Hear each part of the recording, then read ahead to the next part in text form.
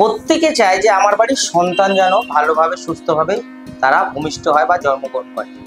তা অনেক পরিবার আছে, অনেক ফ্যামিলি আছে, সন্তান চেষ্টা করেও হচ্ছে না, বহু বছর চেষ্টা করছে, অনেক ডাক্তার, অনেক বুদ্ধি, অনেক তান্ত্রিক, অনেক জ্যোতিষ, অনেকেই কিছু করেছে, কিন্তু সন্তান কোনো মতে আপনাদের প্রাপ্তি হচ্ছে না বা লাভ হচ্ছে।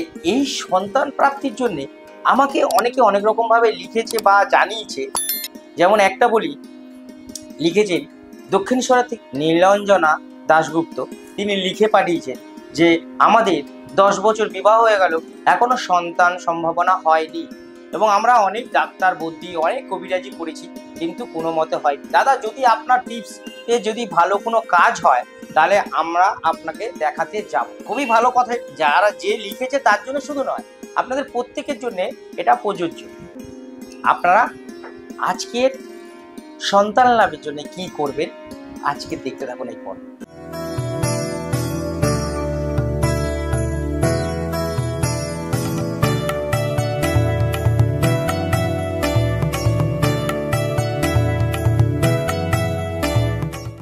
নমস্কার, জয় মা তারা, জয় মা কামাখ্যা, জয় মহাকাল।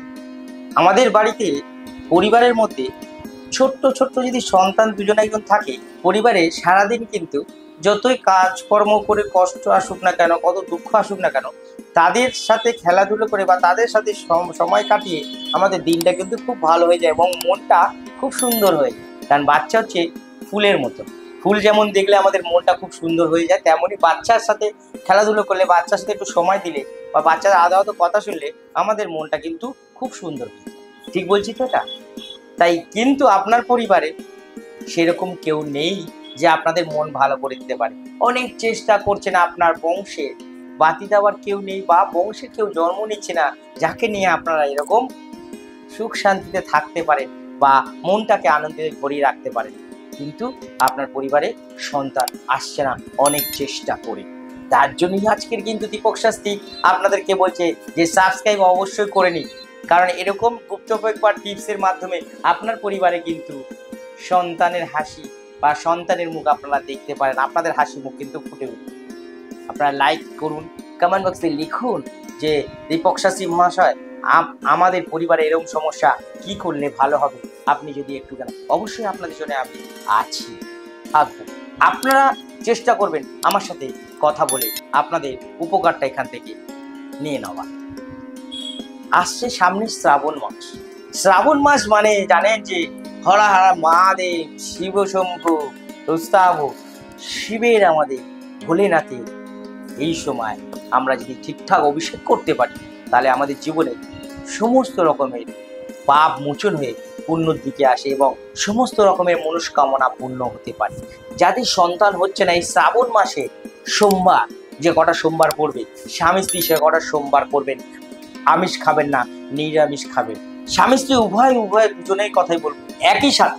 শ্রাবণ মাসের প্রথম সোমবার দিন আপনারা উপোস থেকে প্রথমে আপনারা শিব ঠাকুরকে ভালো করে পরিষ্কার করে নেবেন, গঙ্গা জল দিয়ে ধুয়ে বা বেলপাতা দিয়ে পরিষ্কার করে নেবেন।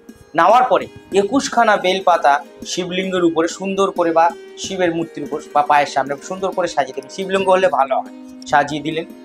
দেওয়ার পর আপনারা দুধের মধ্যে কালো তিল দিয়ে, আপনারা দুধের মধ্যে কালো তিল দিয়ে যে করবেন তিনি হচ্ছে, যিনি সন্তান চাইছেন তার বাবার কথা বলছি, যে যিনি পুরুষ, তিনি করবেন কি, গঙ্গা জলের মধ্যে কালো তিল মিশিয়ে ওম নমঃ শিবায় 11 বার বলে দুধটাকে ঢালবেন। কিন্তু দুধ ঢালার সময় আমরা একটা কথা বলি যে শিবলিঙ্গর থেকে যে জলটা গড়িয়ে নিচে পড়ে তার নিচে একটা ছোট কোনো রূপোর হোক বা যে কোনো একটা পাত্র রেখে দেবেন, যেন ওই দুধ হোক গঙ্গা জল গড়িয়ে ওই পাত্রটার মধ্যেই পড়ে।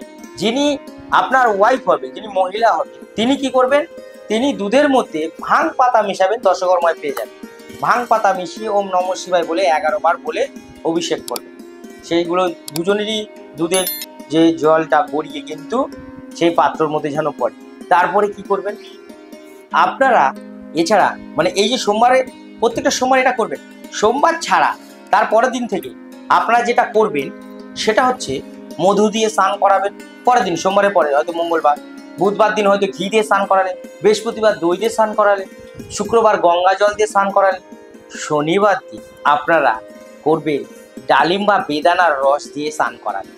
আর রবিবার দিন আপনারা সিম্পল একদম সহজ সামান্য কালো তিল গঙ্গা জলের মধ্যে দিয়ে স্নান করবেন।